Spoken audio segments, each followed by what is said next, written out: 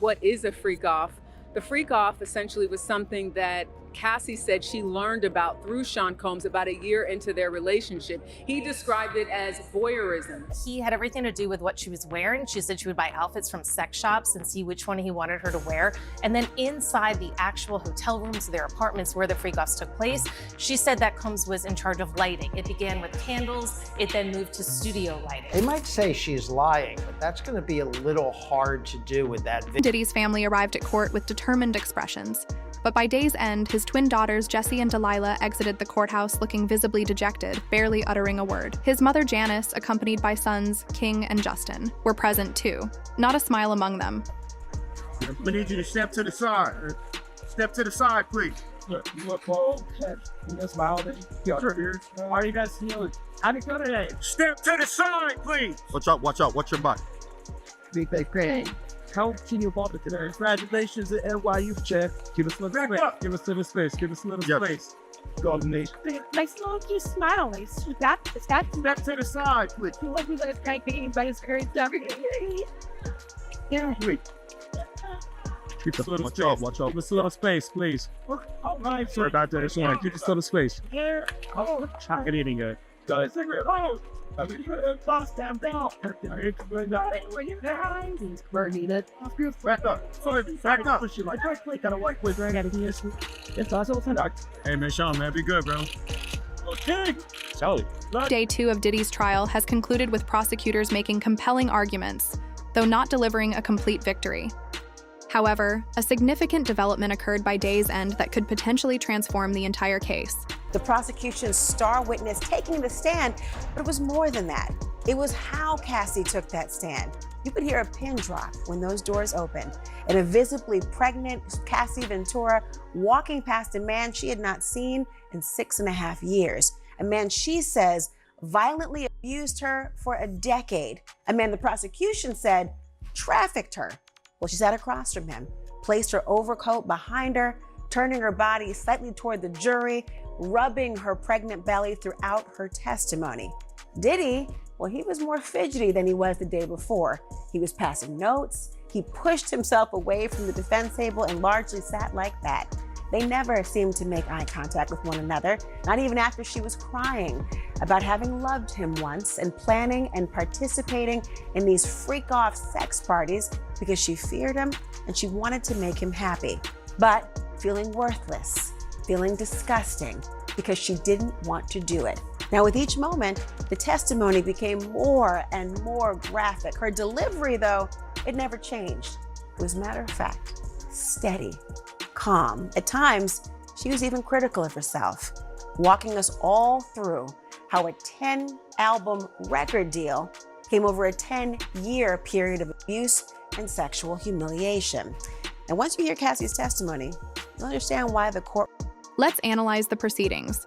Cassie, Diddy's former girlfriend, provided powerful testimony, revealing that Diddy regularly threatened her. She claimed he warned if she disobeyed him, he would release private recordings, what she termed freak-off videos, explicit footage involving her and other individuals. According to her testimony, he utilized these recordings to intimidate and dominate her. That's what makes him unique, though. Sure, but is that what he's doing? Is he running an entertainment and fashion industry, or is he running essentially a criminal organization? By the way, we have a poll up right now. You can participate in it. Do you think Cassie Ventura was a victim or partner in this? Ready for this? 82%. Well, this doesn't make sense. 82% say yes. I don't know if that's yes to, I think we need clarification. 82% say victim or partner. We'll get a clarification on that. By the way, right now. But that's my answer to that question. Oh, okay. 82% say victim. 82% say victim. Maybe based on we're reporting on the testimony right now. Yeah. I mean, I think she is a victim if the allegations are true, but also she is involved in some of the criminal act. I mean, she's getting those prostitutes, right? She's making payments to them, allegedly. She's having them come. So she's involved in some of the alleged criminal activity. And that's an interesting point that wouldn't just apply to her. Other people in his orbit might be some combination of victim and co-conspirator. But you know what? that video changes everything, because the argument would be, what do you think happens if she says no? Yeah. What do you think happens if she says, I'm not in the mood for a freak-off tonight. I'm not gonna pay the dancer. That's what's gonna happen. That video is arguably the most important piece of evidence because it sets the stage when we're talking about coercion or fraud or force. Question from Angelina, how old was Cassie when they first started dating? I think she was 19 years old, so you're talking about a 17-year age difference. That's important. I think that's an important factor if you're talking about power and control, right? Yeah, absolutely. The fact that he's older and obviously has much more power anyway. Sherry Williams asks, what kind of time is Diddy facing if he's found guilty? This revelation is critical because prosecutors aim to establish that Diddy employed force or threats, essentially coercion. Stating, "Comply with my demands or I'll leak this footage," strongly suggests coercive behavior. However, Cassie didn't explicitly connect Diddy's threats to specific actions he demanded of her. Had she made that direct connection, the prosecution might have secured an ironclad case. Without closing that logical loop, jurors are left to speculate. Nevertheless, the power dynamic she described remains deeply troubling.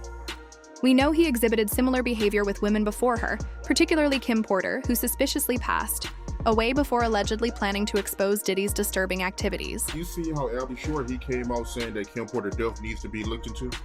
I think that Al being being his ex-wife, he have every right, knowing about the stuff that came out about Diddy and what he was doing. You understand what he has done in the past, and people have overlooked it. By him coming out and saying that he hoped that he could get her case reopened.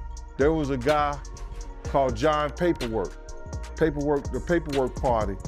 They would put in an open petition to get Kim's case reopened.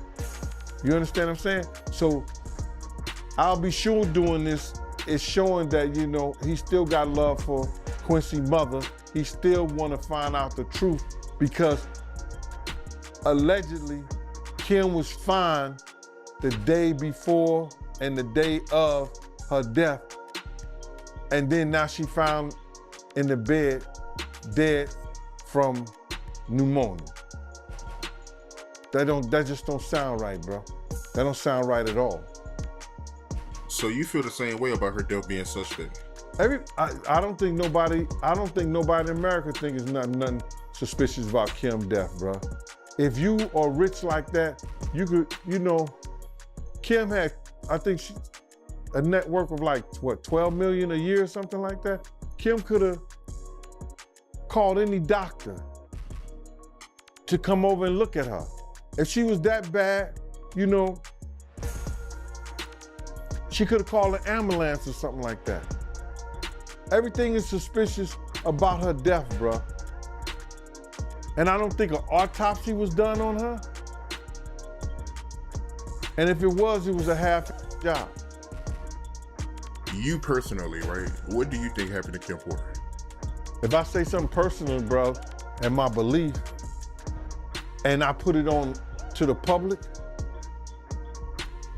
then I might be. Prosecutors presented additional disturbing testimony from Cassie, who described feeling degraded and expressed her unwillingness to participate in these freak-offs. She mentioned approaching Diddy cautiously about her discomfort, fearing his anger, clearly indicating her fear.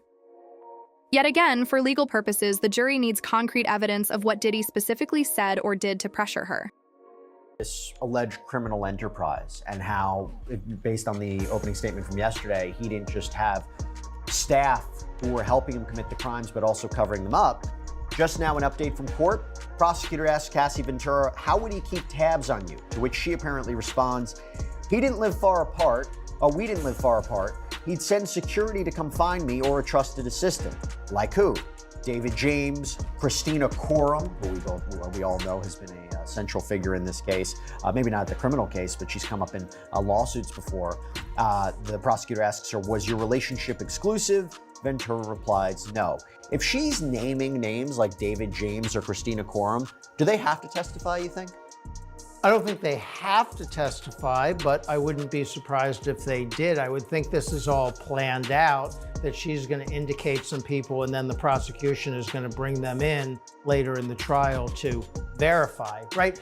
One thing you really want to do with a witness like this, the defense is going to say that she's embellishing. They might say she's lying, but that's going to be a little hard to do with that video, right? They can't just say she's a liar, but they're going to say she's exaggerating, she's embellishing, they're painting it a certain way because of the case. So you have to bring in these corroborating witnesses and whatever other corroborating evidence you have to verify what it is she's saying. So it would be very useful, for example, if she says, yes, David James came around to check on me on behalf of Mr. Combs, and then David James takes the stand and says, yes, I did that. The testimony then became increasingly explicit, with Cassie claiming Diddy or individuals acting on his instructions subjected her to humiliating acts during these encounters. When asked if she consented to such treatment, Cassie emphatically responded, "No, it was repulsive. I gagged. I didn't want anyone doing that." When questioned why she didn't refuse, she explained her discomfort seemed obvious. This creates potential vulnerability for the prosecution, as the defense might argue. Did you clearly refuse? Did he force you despite objections? Legal standards require proof of force or threats, and Cassie acknowledged never explicitly consenting, but also not explicitly objecting, creating ambiguity the defense will likely exploit. It'll be interesting to see how they react and respond to the alleged victim, Cassie Ventura, because she is expecting her third child and is clearly pregnant. So how jurors will kind of see that or visually how they take that into consideration, we don't know, but really they're supposed to make sure that they stay fair and impartial and pay attention to the facts, which is something even the judge warned them about before they were official jurors. Diddy maintains his innocence against all charges brought against him. Cassie, the prosecution's key witness in the case against the embattled mogul. The defense acknowledged that the videos of alleged freak-offs will be shown, but that those videos, they said, didn't come from the government's investigation so much as it came directly from Cassie's phone, but they were essentially trying to raise doubt about why did she hold on to these videos, and again making this argument that this case is about love and infidelity and money. But the prosecution is saying, no, you will hear from witnesses that will tell you that they were abused, they were kicked, they were punched, they were coerced to taking drugs and to performing sex acts. So this is only the beginning. The 38-year-old singer said to get emotional on the stand as the prosecution brought up this disturbing security footage CNN uncovered of Diddy beating Cassie in a hotel.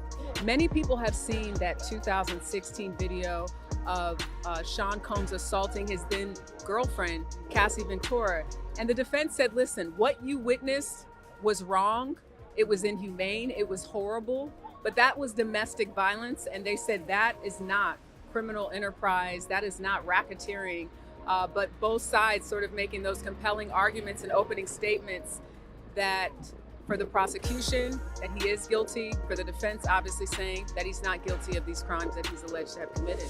Cassie's husband, Alex Fine, stepping out in support against the defense's wishes. The judge ruling he'll have to leave should an alleged 2018 Cassie accuses Diddy of comes up, after Diddy's lawyers noted they may call him as a witness, claiming he sent the rapper a threatening text over the alleged incident. We know that according to previous hearings, she could be on that stand for 2 to 3 days. Some jurors might instinctively think, obviously she was unwilling. Others might require explicit evidence that Diddy compelled her against her expressed wishes. How were these freak-offs orchestrated?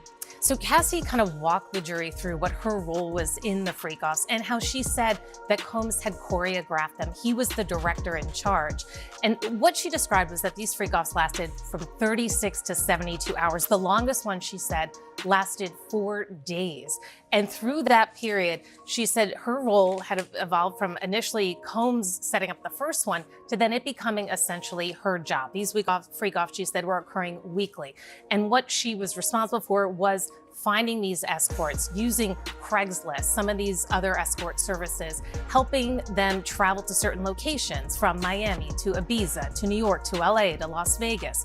And that she worked with Combs's business travel people in order to move people around, saying that they would project that they were potential employers and getting them to move. But she said that he had everything to do with what she was wearing. She said she would buy outfits from sex shops and see which one he wanted her to wear. And then inside the actual hotel rooms, their apartments where the freak-offs took place, she said that Combs was in charge of lighting. It began with candles. It then moved to studio lighting, that he was directing how they moved from each action of each sexual act in these freak-offs, and even the amount of baby oil that they were wearing. She said that he wanted them to be glistening, and so he would often encourage them to put on more baby oil.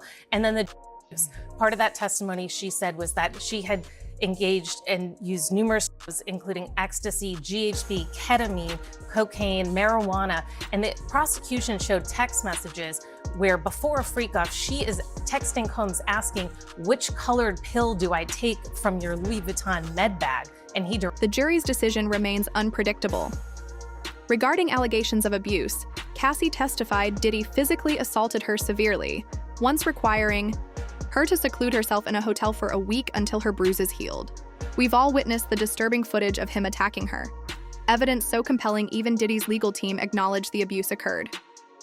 However, this trial centers on trafficking and coercion, not domestic violence. Consequently, Diddy's representatives argue their conflicts were mutual, even attempting to present evidence suggesting Cassie acted aggressively while intoxicated. Whether jurors find this persuasive remains uncertain. I can tell you that immediately, the moment she opened her mouth, you could see that Combs was listening intently to everything that she has to say, as well as those jurors. People know that she was that star witness, the key person in all of this. When you think about that civil suit that came out in 2023, that was settled the day after, she really is the person that connects all the dots. When you look at the indictment and you look at some of the charges, she's the one talking about the freak-offs and what was involved and how she had to act. The prosecution is asking her questions to show that she wasn't in control. She said that Sean Combs directed everything from what she had on to the lighting in the room to how she was supposed to interact with the person that she was having sex with. And again, just to reiterate what is a freak-off, the freak-off essentially was something that Cassie said she learned about through Sean Combs about a year into their relationship. He described it as voyeurism, wanting to watch her have sex with someone else. And she said that she did it because she was 22, 21, she was young, she didn't know any better, and that she wanted to please Sean Combs. And at some point in time, she actually had said that she looked forward to the freak-offs. Why did Cassie express looking forward to these said freak-offs? When the prosecution asked her, was there ever a time that you enjoyed the freak-offs? This is when Cassie got choked up and she said, I did, but only because I got to spend one-on-one time with Combs and I really did love him. And that is speaking to the psychological abuse in addition to the physical abuse that she potentially experienced. Yeah, she's definitely laying out someone who was young, who was influenced by wanting to have this record career. She signed a 10-album deal with Bad Boy Entertainment led by Sean Combs, and basically describes being enamored by Sean Combs, loving him, not knowing about certain things sexually, and him sort of telling her, teaching her about that. And what you hear is someone that was young and she even said, you know, I was young, I was naive, I didn't know. Notably, prosecutors seek to present one of the freak-off recordings to the jury. The defense opposes media access to this evidence, and the judge's handling remains undetermined. Will it be shown in closed proceedings or exclusively to jurors? The exact content remains undisclosed, specifically whether it demonstrates Diddy forcing anyone's participation. However, viewing this evidence could dramatically alter jurors' perception of Cassie. Currently, they observe her in court appearing, composed and expectant. Seeing her in past footage might significantly shift their impressions, potentially helping or harming the case depending on what it reveals. Experts suggest the case presents more complexities than initially apparent. She was going to be with someone in this music industry that was going to help her career, that cared about her, but quickly learned after the freak-offs that wasn't the case. And what I thought was also interesting is she said that after that first freak-off, she said she felt dirty. She didn't want to do it. And when she brought up the idea of having a conversation about the freak-offs in an email, which the jurors saw, she said she backpedaled in the email because Combs responded by saying, I know, you don't want to do it. And she said, oh no, well, it's not that. But that was the beginning. That was in 2010, where she brings up in an email that she wanted to have a conversation about this. And in her words, she didn't want to do it, but she felt like she had to do it. Gosh, it's so difficult to hear all of these details. And since taking the stand, Cassie has been emotional. What made Cassie emotional on the stand? I think what made Cassie emotional is having to describe the details of the Freak-0ff and why she did it. When she talked about wanting to do it to please Sean Combs, that's when she broke down. Up until that point, she had just been answering the questions. She's a little soft-spoken at times, but that's when she got emotional. When she had to answer the question about if she enjoyed it, that's when she broke down, because she said, I enjoyed being with Sean Combs. And she says, I did it because it made him happy. What did the expressions of the jurors look like?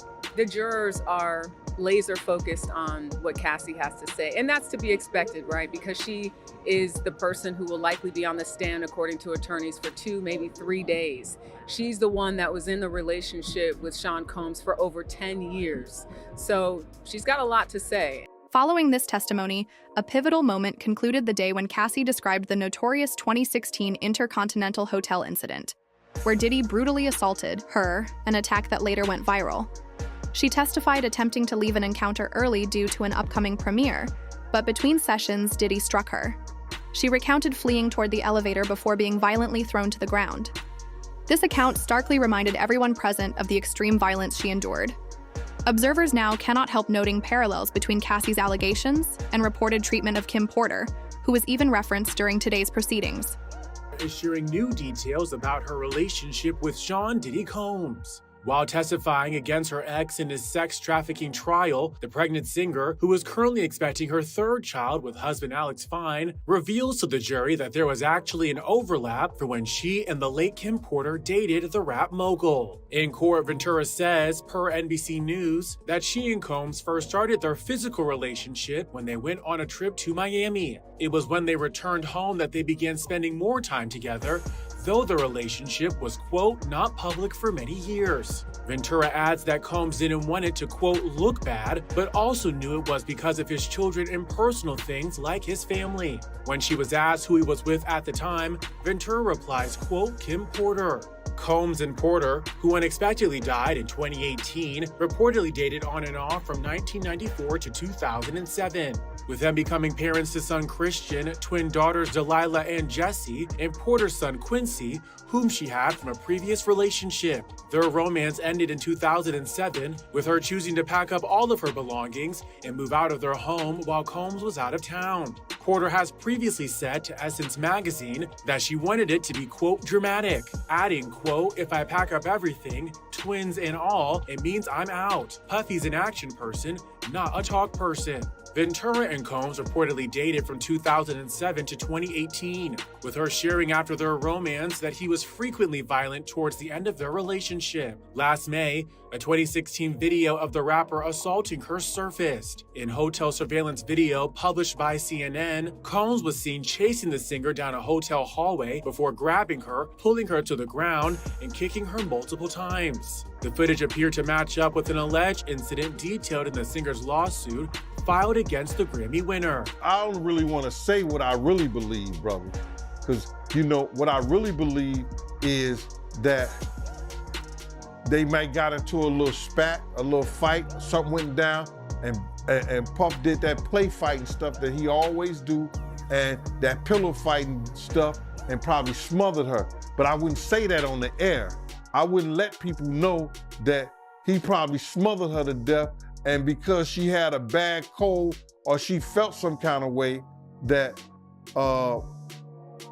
she died doing them having that play fight with the pillow fights and everything and smothered her. But I'm not gonna say nothing like that on the program because I don't wanna get myself in trouble. As far as saying that with him and say, oh, he said this and he said that. Nah, I'm just being facetious. I'm just being sarcastic that if, you know, in those type of realms and those type of things, because I'm never gonna say that he probably smothered her to death. I wouldn't do that. You know what I mean? And then all of a sudden they rush the coroner come in and say, yo, she had she had pneumonia, she died of pneumonia, but nobody did no autopsy or nothing like that. Get out of here. Have her funeral, put her in a gold casket. It takes, what, 2 months to get those gold caskets? Had it within a week? Oh, you're a millionaire, I guess you can. You're a multi-millionaire, you can get it that quick. Then had somebody at the funeral home, had a bodyguard at the funeral home watching the dead body for 24 hours up until the funeral. Wow, I ain't know that. That's my first time hearing about that. But for the people that's not familiar with Diddy and Kim Porter relationship, can you let the people know a little bit about their relationship? Well, Kim was very spoiled. Kim, Misha, Sarah Chapman, and Tanisha. Not so more Misha, but it was Tanisha, Sarah Chapman, and Kim. They were all good friends. Puff and Misha was together first, over there uptown and everything like that. While prosecutors scored significant points today, particularly regarding the video threats, they haven't secured a definitive victory. Substantial gaps remain in the case, and jurors must determine whether Diddy's influence, his threats, and Cassie's evident fear collectively warrant a guilty verdict. This trial is far from reaching its conclusion. Stay tuned for further developments.